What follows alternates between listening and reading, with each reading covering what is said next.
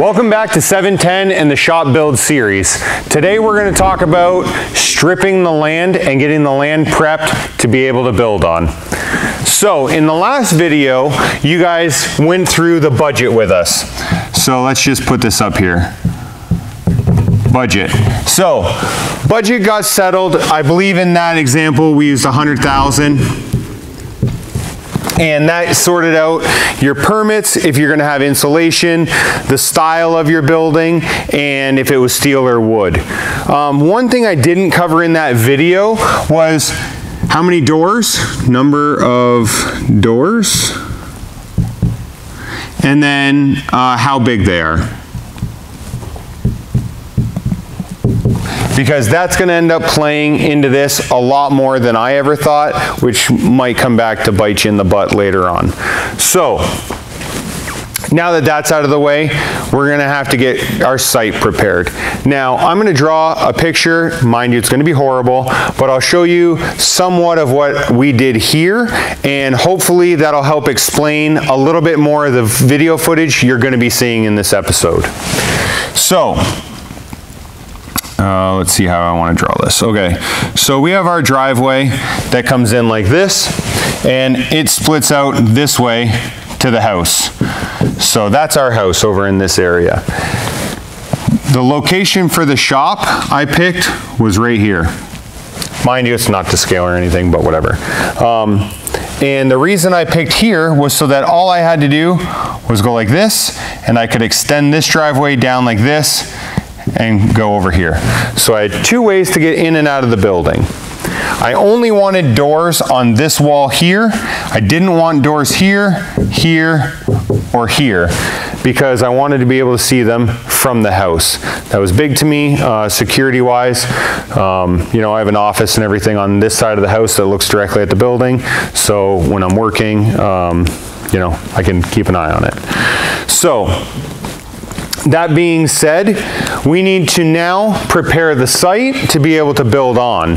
Something I had no idea about. My father's built houses since, you know, the 70s, so he's got a lot of experience in doing all of this stuff. He's built subdivisions and, you know, pumping stations and all kinds of stuff.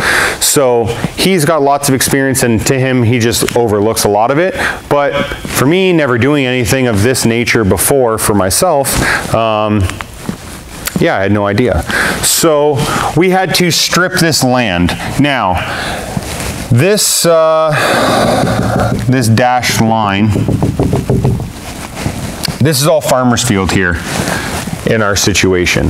So I want to build the shop in a farmer's field. Now that may not sound like a horrible idea to you, but it turns out it was.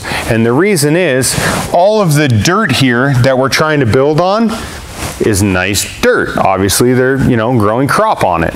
So we had to strip way down more than I would have thought. So what happens is you bring in a bulldozer and you start pushing however you're going to push, and you need to strip down all of the topsoil. You need to get down to clay. So for us, we had to go down 18 inches. Now, 18 inches is a good amount. That's almost from the floor up to your knee, or roughly close for argument's sake. That's a lot of dirt you gotta move. So just doing that, I'm gonna put stripping land. That was 1,500 bucks.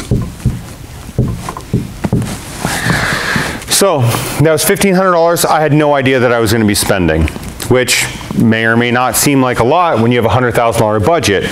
But as you'll see through this series, this budget was not even close to being enough. So we strip all the land. Now we're 18 inches lower than where we started. Not a big deal, right? Wrong. The house here, the height of the home, now to the finished height here where we hit the clay, is now 5 feet off. 5 feet. So in a matter of the entrance to the garage to the side of the house is 100 feet, we drop off 5. It's a lot. So as water hits the house from rain or snow or the sprinkler or whatever, all of the water goes this way directly to the building. Now, unless you want to have your building underwater, or you think it might be fun to work on cars in scuba gear, it's not ideal. So what do? For us, we had to build it up. Now, let's start another picture here. Let's say that that's your stripped height. This is all clay. And we need to bring this up 3 feet or so. You have a couple different options. You can either pack more clay in layers, like this, or you have your clay here, and you do huge rocks like this with a layer of smaller rocks, and then gravel up on the top. I will let you guess at which one is more cost effective.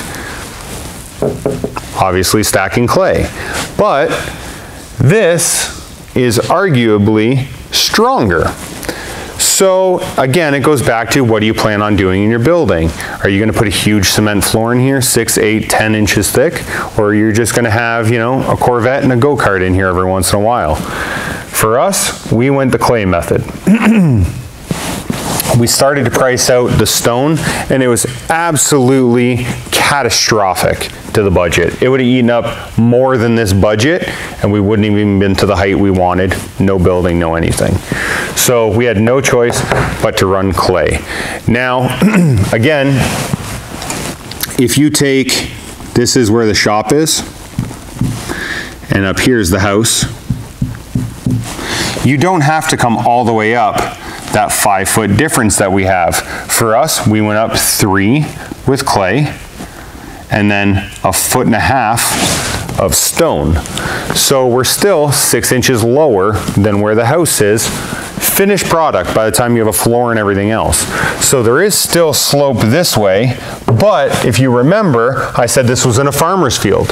So now from the building down to the field, we have a 2-foot drop off. So any of the water that's coming to the building is now going down into the field, and I sloped it so to carry it away. Now, that's how we got to this point, but how much do you strip? Do you strip exactly how big the building is or more? For us, we did 50 feet longer than the shop and 50 feet wider. Why? Well, we need to be able to put siding, roofing, trucks, a crane, east trough, trailers, you name it. We need to be able to get around this building on every side. So if you were going to be building, in the past episode we were talking about building in your backyard against a fence or something, maybe you don't have that option, so you don't have to go this big. But for us, the bulldozer's already here. For him to push another 10 feet isn't that much money. So we did, like I said, an extra 50 feet. They gave us 25 feet around our finished shop. So no matter what, we can go ahead and get around this thing to be building it. Excuse me. So now that that's sorted out, we brought up clay in a 1 foot height. So this is 1 foot. And we bring in our clay, pack it all down with a sheep's foot roller. We do another foot of clay, pack it all down with a sheep's foot roller. Do our last foot of clay, really pack it down with a sheep's foot roller. That brings us up to our final height of dirt. To get into this pad, we cut this driveway out here, and what I did was the same thing. Cut this down to the level that that started and pack this, and we had all the trucks come in here and back up through this. So they really packed this driveway with the trucks coming in and out, and then, you know, they would back over here and back over there and whatever. So they were helping pack as we went along. You'll see some of the footage of the bulldozer stripping. You'll see the footage, there was a tree line here, the bulldozer took all that out, and you'll see all the footage of bulldozing the clay, sheep's foot rolling it, and continuing on. To do this process was 240 trucks of clay. Seems like a lot of clay, right? It is, but it's a large shop. So we ended up striking a deal. So, like I said, the stone is a ton of money. We couldn't afford it.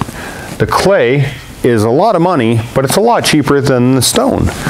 So what I ended up doing was I went and got in touch with one of the largest trucking companies here in the area, and I made a deal. Hey, listen, I'll take 240 loads of clay for free. I'm gonna attempt to. Yeah, you always gotta try. But in order for me to take it, you need to drop a dozer here on site and doze it smooth as they come in so that, you know, I don't have a huge mess. That didn't go over that well, but we ended up, you know, working halfway in the middle, and that's how I ended up getting all the clay. Not a big deal, right? Shouldn't take that long. Well, we started doing this March of 2020, which is exactly when COVID hit for us, and everything was on lockdown. The city wasn't giving out any new permits. They weren't allowing any more homes to be built or doing any of this type of work. And for us, we have a conservation authority. So on the property, way down in this side, is a very low piece of land where water pools from the local river. When the river floods, so does that area. And because that area is a floodplain, we had to get sign off from the conservation authority on if we're allowed to put a shop here, because they were worried about oil leaching down into that water and getting into the water table. Again, because of COVID, they weren't open. So all of this type of stuff, by the time we got the permits from the city, we got the conservation authority to sign off, and they were able to start trucking. It was probably 3 to 4 weeks later. As you'll see in the video right now, this whole pad is 18 inches lower than the farmer's field, like I was mentioning. So what happens when it rains? We just made the world's biggest swimming pool for no reason. So I had to go and I dug a sump here, which again, you'll see some footage of. And this, I made a hole here that was 3 feet deeper yet. Again, this is outside of the building, so it's not the end of the world, but I was able to dig a hole, and the water kind of came this way, and I pumped it. There was a big berm here of topsoil that they placed. I put a gas-powered pump right here, and I pumped it way out this way, out into the field, as far as I could stretch that hose away. And I pumped this thing every day for almost 6 weeks. It absolutely sucked, and you know, every day, multiple times a day, I was soaked, and we were digging little, you know, canals through here to try and get as much water as we could away, because as you can imagine, the water on this surface is not good at all. We're trying to get down to really hard virgin clay that we're going to put a shop on. If you get this soil here all mucky, you might as well build it in the middle of a swamp. You know, it's not strong enough. The whole building's going to kind of do this stuff, which when you spend as much money as we did, you don't want that to happen. So you need to keep this as dry as possible. Hindsight, if I would have not been so eager, I would have not stripped this land until we are ready to start trucking in material. That would have saved a lot of money renting a pump. That would have saved a lot of money in fuel, a lot of aggravation, and a lot of time of me out there with a shovel trying to get rid of all this freaking water. So again, don't go and strip the land, no matter what the cost is, until roughly you're gonna start building. That was a huge mistake that we made, and I wish we didn't. So we've now talked about the location, bulldozing trees, bulldozing the topsoil, how we put the clay in, what goes on top of the clay. Well, for us, we did stone. So again, nice little picture here. Let's say this is the ground, and this wavy line, this is the virgin ground. This is your addition. Okay, so you have all your clay, that's your clay's final height. Now we need stone on top, because we're gonna be putting concrete in here, right? We want a concrete floor to be able to jack a car up and stuff. So, for us, in our area, code says you need 4 inches on the top of, here, let's do this, 4 inches of 0 to 2 inch. So they call it 0 to 2 inch stone. Again, you have everything from powder all the way up to a 2-inch rock. It's, I don't know, maybe just smaller than your fist, about a baseball. 4 inches of that. On top of that, 4 more inches of 0 to 7/8. Again, I'm sure you can imagine, this is 0 to 7/8 of an inch. I don't know, maybe the size of a gumball. So, code here says 4 inches of this with 4 inches of that. Obviously, you're gonna pack this down. You're gonna put this stuff on the top, you're gonna pack that down. Now, you heard me earlier talk about a sheep's foot roller. So if you've ever been on, driving down the road and you see a construction site, let's say you have a big roller here and it has all those spikes all the way around it. That's called the sheep's foot. You use that for clay. You do not use that on stone. So we use the sheep's foot on the clay. To pack the stone, you just want a smooth drum, like you'd see when they do an asphalt road or something like that. So we brought in a roller. Again, we have footage of it here, we'll throw in. And we roll this whole entire thing, the 0 to 2, smooth out the 0 to 7/8, roll it again. Now that we have stone on top of our pad, everything's great, right? Wrong. So, again, something I didn't know a lot about because I don't do excavating and I don't move dirt for a living. You can actually overpack stone. So if you have a smooth drum and you pack down this 0 to 7/8, you can get what they call pumping. What you're going to end up doing is pushing the rock from here down, and the clay addition that you made starts pushing up. And you'll get pockets, let's say this right here is all your nice stone. You'll get big pockets like this of clay that's poking through. Now you cannot put a cement floor on top of this. So, as you can see here, we have pictures of the pumping area. We had, I don't know, maybe 15 or 20 different sites that had this pumping. We ended up getting a backhoe, dig this area out, larger than the clay, until you get down to your 4-inch level, and you refill it with stone, pack it again. Our leftover 0 to 2, and I'll show you some of those spots that are pumping here, or that have been. So you can see this dark spot here, we're gonna dig out this one, that one, that one, that one, that one. That's on grade, so we don't have to do that guy. 1, 2, 3, you know, a bunch of spots. So I saved that 0 to 2 that we had there, and what we're gonna do is, like I said, we'll come in here with a backhoe, dig this out, put some stone in there, pack it down, and we'll continue to go. So that's what we got done today. It's shaping up pretty good actually. So we'll get some 0 to 7/8 stone on here, we'll pack all that down, and then hopefully in a week or so we can start digging for a foundation. So this video is just about prepping the site.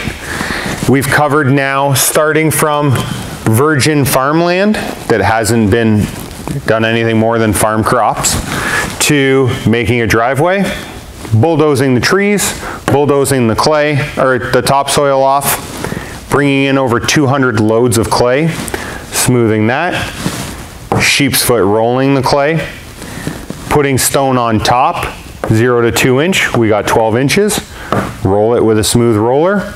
On top of that, we did 0 to 7/8, 6 to 8 inches, and roll that. Because we went more than the 4 inches, this was above my budget again. So I took a little bit of a hit to the paycheck, or my account book, to do more stone here. But I know that anything I want to put on this pad now for the foreseeable future shouldn't have any issues. So again, we're going to keep these videos short on topic, and today we did prepping the site. Stay tuned for the next video. Hope you're enjoying the series, and on the next one, we're going to start digging.